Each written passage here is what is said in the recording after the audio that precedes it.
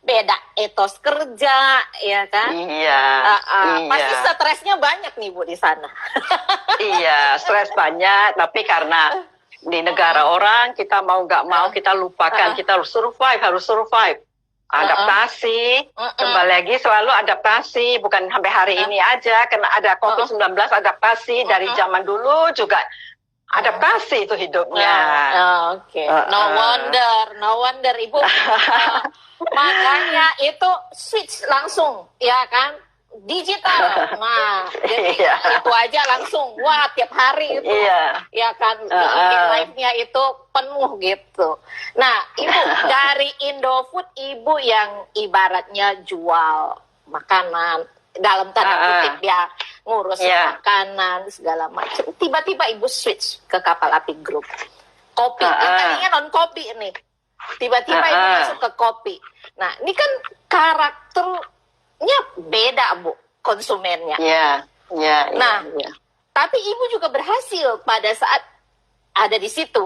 Nah, apa nih juga yang sebetulnya karakter orang minum kopi seperti apa dan beda kan dengan yang konsumsi Indomie kan itu. Nah, ciri khas orang peminum kopi seperti apa yang sampai Ibu bisa tangkap dan itu menjadi brand yang kuat akhirnya? Tuh, pertanyaannya berat-berat nih dari Seslimi nih. Pertanyaan dari legend susah ini. Oke, lanjut ya. Oke, lanjut babak kedua, masuk ke kapal api nih.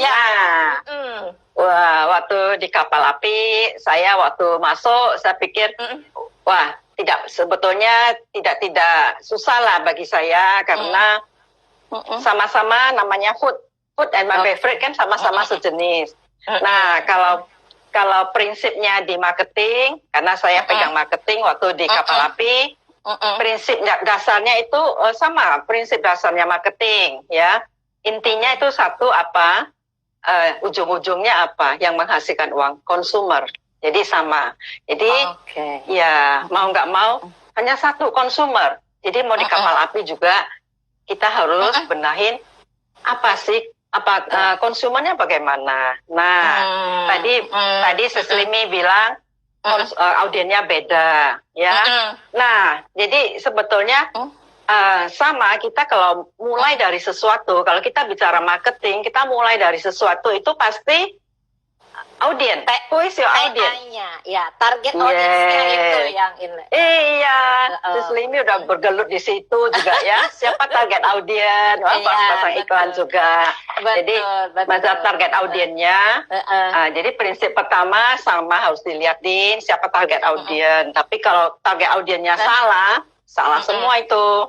Nah, target audiennya itu diperkecil, persempit sampai tahu benar-benar kita menguasain sampai mereka punya kenapa habis dari who is your target audience. Jadi kalau kita di marketing selalu ngomong who. Pertama who, udah sudah nggak bakal lupa deh.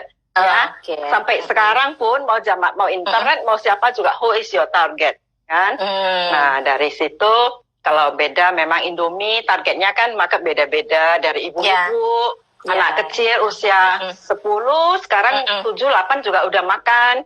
Nah, jadi targetnya sampai ke mak-mak bisa makan. Ya, banyak perempuan. Decision makingnya juga perempuan. Nah, begitu sampai kapal api, beda. Karena usianya lebih laki, lebih dewasa, ya. Jadi kita pahamin. Setelah kita pahamin target audiennya salah nggak sih, dari komunikasinya, dari semuanya kita lihat. Nah, baru kita masuk ke ini kalau formula ini kedua selalu perception. Kenapa? Perception is reality. Itu di marketing udah lah, kita nggak bilang gini nih. Kita mau tahu persepsi orang kenapa sih minum kapal api. Nah, kita nggak bisa bilang, kapal api ini begini, kopinya ini. Itu menurut kita, persepsi is different. Nah, dari situ kita mesti tahu why-nya. Why should I believe your brand? Why should I believe your product? Kita mesti tahu, udah beda lagi. Di mie beda. Nah, begitu kopi, kenapa? Dia ngomong ini, begitu belum minum, dicium aja wanginya wangi sekali. Jadi pakai diseruput sampai begini. Akhirnya keluar tagline jelas lebih enak, ya. Nah, di situ. Nah, jadi kita perlu tahu, ternyata that perception yang membawa mereka believe, yang membawa mereka bisa connect dengan brand. Nah, itulah yang kita usungkan. Nggak perlu ciptakan, wah saya ini baru ya, kita ciptakan sesuatu ya, nggak begitu. Nah, dari situ udah mulai kerucut nih. Kalau bilang gini, kerucut dahulu lebar, udah tahu persepsi, kerucut ke bawah. Ke bawah itu behavior, how-nya. Jadi who, habis itu why, how. Nah, udah tahu who sampai jelas, why should you believe, why should you consume, why. Segala why, big why-nya kita harus ketemukan. Kalau big why-nya kita udah ketemukan, kita masuk ke how-nya gampang sekali, nggak salah lagi, kita kasih solusi.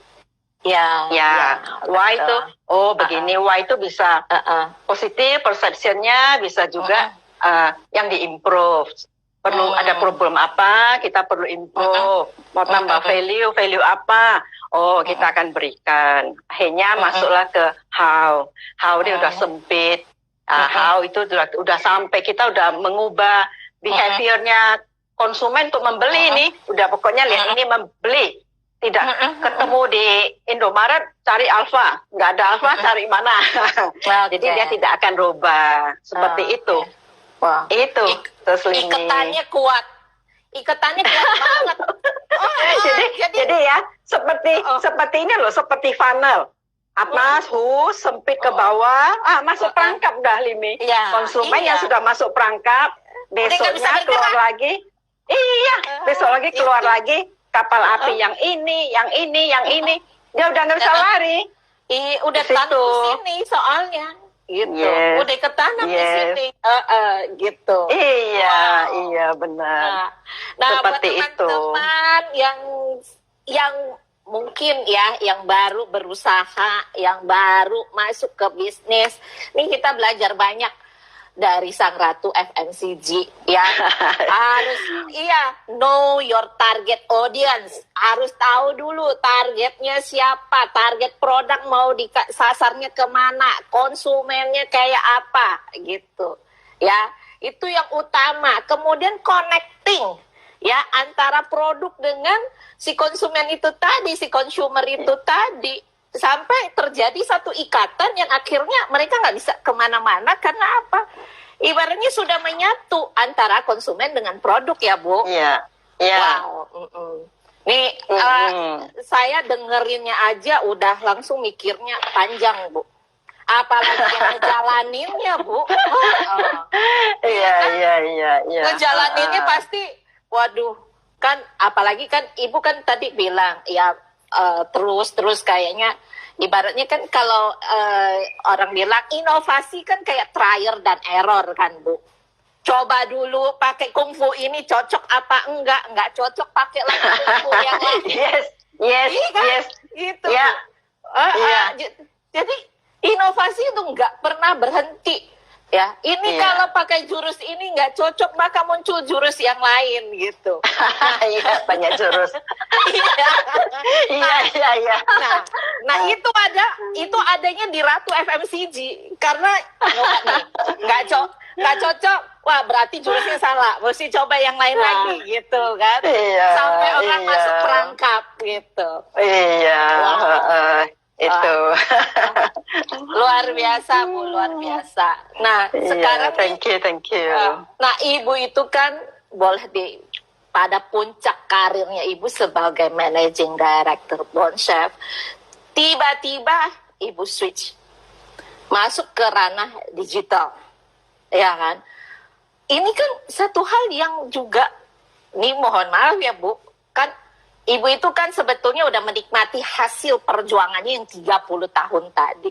Ini tiba-tiba Ibu switch. Ya, di era pandemi ini langsung cepet.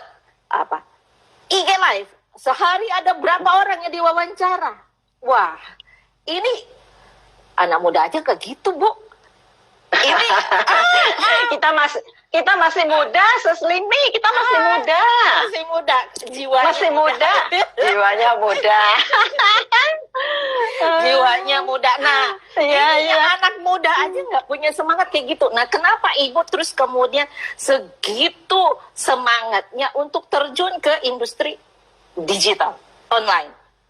Nah, itu apa yang sebetulnya yang membawa Ibu sampai ke ranah ini gitu? Sebetulnya awal terakhir waktu saya berkarya di Bonsaif itu saya sudah merasakan dunia ini akan berubah. Saya merasakan waktu itu kita beriklan, kita bicara ini. Lah kok mahal ya, menurut saya mahal sekali, dapat ROI-nya juga lama, conversion rate-nya tinggi. Nah, waktu zaman itu masih kita bicara brosur yang disebar-sebar. Gue bilang gila ini, dulu di Indofood gue sebar bisa dapat katakan 5%, ya enggak? Terakhir ini kita lakukan apapun, ya 1%, kadang-kadang nggak dapat, frustrasi nih. Apakah salah ngomong atau apa dari situ? Akhirnya saya bilang kita harus berubah ini. Kita tidak main lagi, coba kita main digital.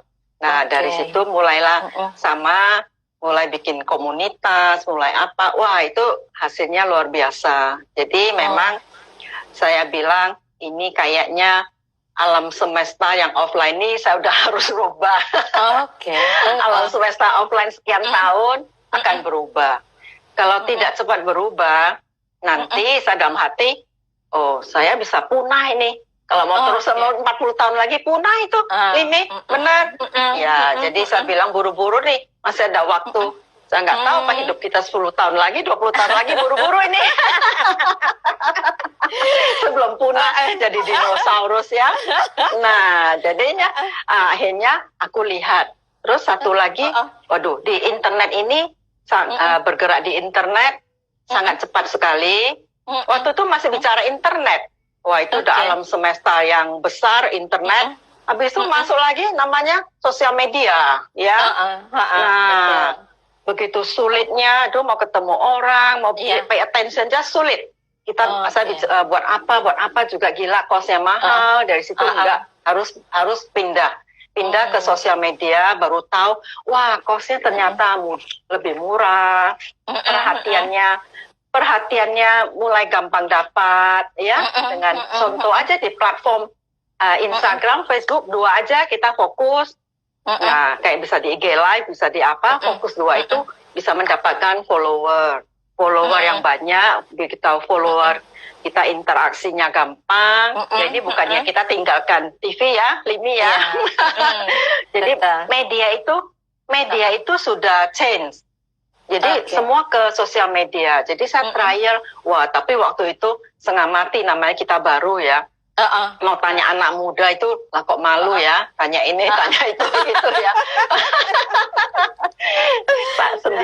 Akhirnya sendiri coba buka marketplace. Wah, orang main marketplace. Saya juga pengen nih. Saya buka juga toko ya. Saya buka toko juga di Tokopedia. Pengen tahu nih.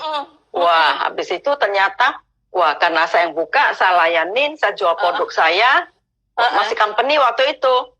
Waduh, itu bicaranya, itu tau nggak, Limi? Itu bicaranya, wah Kak Gan, gini, waduh, wah Kak Gan. Sebelumnya ibu begitu dihormatin ya. Sekarang gua dipanggil Gan, Kak, begitu. Aduh, wah, terus gua ikutin aja, gue lu bro apa, gua ikutin. Terus waduh, proses bener. Terus waduh, gua pengen tahu kan, ini order masuk, dimarahin ini. 3 hari sudah, gue batal. Waduh, gimana ceknya?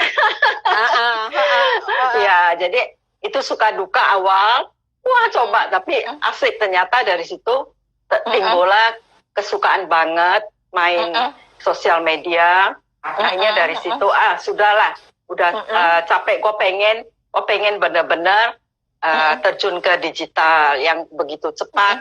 Karena digital itu, saya pikir, bukan siapa yang besar yang menang. Digital itu siapa yang kecil-kecil pun